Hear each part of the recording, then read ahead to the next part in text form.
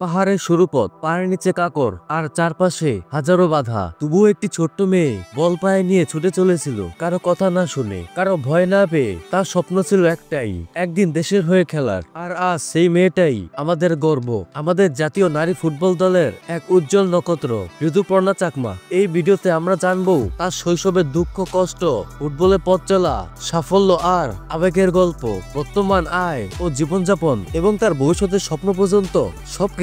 তো ভিডিও শুরু করার আগে তোমরা যারা আমার চ্যানেল নতুন, তোমরা অবশ্যই আমার চ্যানেলটি সাবস্ক্রাইব করে দিও। গল্পের শুরু। পাহাড়ের মেয়ে, রাঙ্গামাটির কাউখালী উপজেলার ঘাগড়া ইউনিয়নের মোখাইছড়ি নামক এক প্রত্যন্ত পাহাড়ি গ্রামে জন্ম ঋতুপর্ণার। তার শৈশব কেটেছে অভাব অনটনের সঙ্গে, যা তার জীবনকে কঠিন করে তুলেছিল। কিন্তু ফুটবলের প্রতি তার অদম্য ভালোবাসা তাকে অন্য সবার থেকে আলাদা করেছিল। ছোটবেলা থেকে তিনি ছেলেদের সঙ্গে জুতা ছাড়া পায়ে কাদামাটিতে গড়াগড়ি খেয়ে ফুটবল খেলতেন। সমাজ বলতো মেয়েরা খেলাধুলা করে না, কিন্তু ঋতুপর্ণা এই সব বাধা উপেক্ষা করে শুধু নিজের স্বপ্নের পিছনে ছুটেছিল। তার চোখে ছিল একটাই স্বপ্ন, দেশের জার্সি গায়ে মাঠে নামার। 2015 সালে লিভার ক্যান্সার আক্রান্ত হয়ে তার বাবা রাজবাসী চাকমা মারা যান, যা ঋতুপর্ণার জীবনে এক বড় আঘাত ছিল। পিতার অনুপ্রেরণায় তাকে ফুটবলে আরো বেশি মনোযোগী করে তোলে। এই শোক সামলে ওঠার আগেই ঋতুপর্ণার জীবনে নেমে আসে আরো এক ঘোর অন্ধকার। 2022 সালের 29শে জুন তার একমাত্র ছোট ভাই পার্বণ চাকমা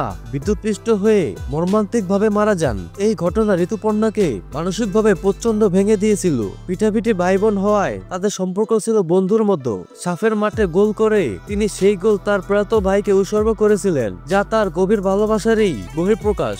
এই কঠিন পরিস্থিতিগুলো তাকে আরো দৃঢ় করেছে এবং ফুটবলে তাকে আরো বেশি ফোকাসড হতে শিখিয়েছে।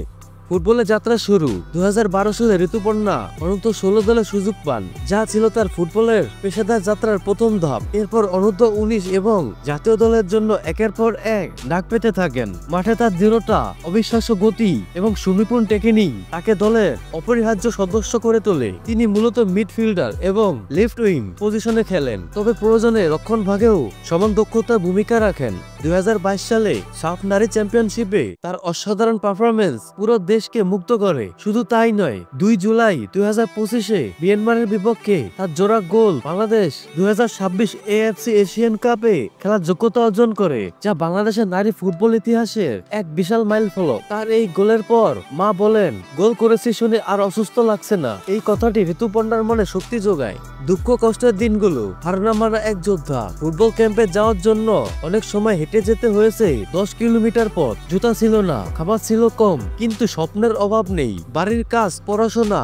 বর্তমানে তিনি ঢাকা বিশ্ববিদ্যালয়ে দর্শন বিভাগে পড়াশোনা করছেন আর অনুশীলন সব একসাথে সামলাতেন। এই সংগ্রাম তার চারিত্রিক দৃঢ়তার পরিচয় দেয়। তবুও তিনি কখনো অভিযোগ করেননি, কারণ তিনি জানতেন তার লক্ষ্য অনেক বড়। সাম্প্রতিক সময়ে ঋতুপর্ণার পরিবার আরো এক কঠিন পরীক্ষার সম্মুখীন। তার মা বসুপতি চাকমা প্রায় 1.5 বছর ধরে দুরারোগ্য ব্রেস্ট ক্যান্সারে আক্রান্ত এবং অর্থ অভাবে তার উন্নত চিকিৎসা করানো সম্ভব হচ্ছে না। এই দুঃসময় বিভিন্ন মহল থেকে তার মায়ের চিকিৎসার জন্য সাহায্যের আবেদন করা হচ্ছে। এই কঠিন পরিস্থিতি সত্ত্বেও ঋতুপর্ণা যেভাবে মাঠে নিজের সেরাটা দিয়ে চলেছেন, তা সত্যিই এক অনুপ্রেরণার গল্প। তার মায়ের এই অসুস্থতা, বাবা ও ভাইয়ের হারানোর বেদনা তাকে এক অদম্য যোদ্ধায় পরিণত করেছে। গর্বের সাফল্য, অনুপ্রেরণার প্রতীক। ঋতুপর্ণা চাকমা শুধু একজন খেলোয়াড় নন, তিনি সাহসের প্রতীক, অনুপ্রেরণার এক জ্বলন্ত উদাহরণ। তার সাফল্যের ঝুলিতে রয়েছে সাফ নারী চ্যাম্পিয়নশিপ জয় 2022 এবং 2024, জাতীয় দলের নিয়মিত সদস্য ও অন্যতম সেরা তারকা। পাহাড়ি অঞ্চল থেকে উঠে আসা প্রথম সারির নারী ফুটবলারদের একজন। এএফসি এশিয়ান কাপ 2026-এর মতো বড় আসরে বাংলাদেশের যোগ্যতা অর্জনের গুরুত্বপূর্ণ ভূমিকা রাখা তিনি প্রমাণ করেছেন। মেধা, পরিশ্রম আর অদম্য ইচ্ছাশক্তি থাকলে কোনো বাধাই লক্ষ্য অর্জনে প্রতিবন্ধক হতে পারে না। বর্তমান অবস্থা। 2025 এক সাধারণ জীবন, অসাধারণ অবদান। এই মুহূর্তে ঋতুপর্ণা বাংলাদেশ জাতীয় নারী দলের গুরুত্বপূর্ণ একজন তারকা, যিনি দলের আক্রমণে এবং রক্ষণে উভয় ক্ষেত্রেই ভূমিকা রাখেন। ঢাকার জাতীয় ক্যাম্পে তিনি বেশিরভাগ সময় থাকেন, বাকি সময় কাটে রাঙামাটিতে পরিবারের সঙ্গে।